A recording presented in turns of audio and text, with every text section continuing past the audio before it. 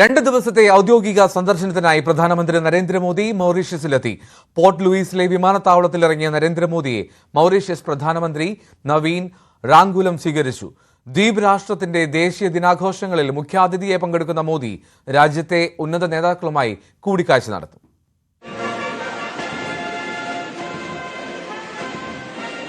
Mauritius പ്രധാനമന്ത്രി നവീൻ റാങ്കുലത്തിന്റെ ക്ഷണത്തെ തുടർന്നാണ് ദേശീയ ദിനാഘോഷങ്ങളിൽ മുഖ്യാതിഥിയായി മോദി എത്തിയത്.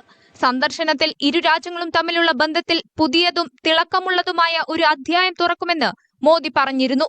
മൗറീഷ്യസ് പ്രധാനമന്ത്രിയെ കൂടാതെ പ്രസിഡന്റിനെയും ദ്വീപ് രാഷ്ട്രത്തിലെ വിശിഷ്ട വ്യക്തികളുമായും രാഷ്ട്രീയ പാർട്ടികളുടെ നേതാക്കളുമായും കൂടിക്കാഴ്ച നടത്തും.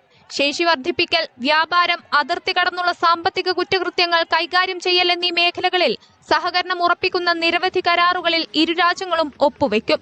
മൗറീഷ്യസിൽ നടക്കുന്ന ആഘോഷങ്ങളിൽ ഇന്ത്യൻ നാവികസേനയുടെ ഒരു യുദ്ധക്കപ്പലും ഇന്ത്യൻ വ്യോമസേനയുടെ ആകാശ് ഗംഗ സ്കൈ ഡൈവിംഗ് ടീമും സായുധ സേനയുടെ ഒരു സംഘവും പങ്കെടുക്കും. ഇന്ത്യയുടെ സഹായത്തോടെ നിർമ്മിച്ച സിവിൽ സർവീസ് കോളേജും പ്രദേശത്തെ ആരോഗ്യ കേന്ദ്രവും ഉദ്ഘാടനം ചെയ്യും.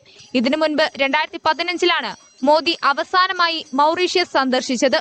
മുൻ ബ്രിട്ടീഷ് ഫ്രഞ്ച് കോളനിയായ മൗറീഷ്യസിന്റെ ഏറ്റവും വലിയ വ്യാപാര പങ്കാളികളിൽ ഒന്നാണ് ഇന്ത്യ. 12 ലക്ഷത്തോളം വരുന്ന ദ്വീപ് രാഷ്ട്രങ്ങളിലെ ജനസംഖ്യയുടെ 70% ഇന്ത്യൻ വംശജരാണ്. ഇതിനു പുറമെ ദ്വീപിന്റെ സംസ്കാരം, രാഷ്ട്രീയം, സമ്പദ് വ്യവസ്ഥ എന്നിവയിൽ സുപ്രധാന പങ്ക് വഹിക്കുന്നതും ഇന്ത്യയാണ്. അതുകൊണ്ട് തന്നെ മോദിയുടെ സന്ദർശനം ഏറെ പ്രത്യേകതകളുള്ളതാണ്. National desk, news 18.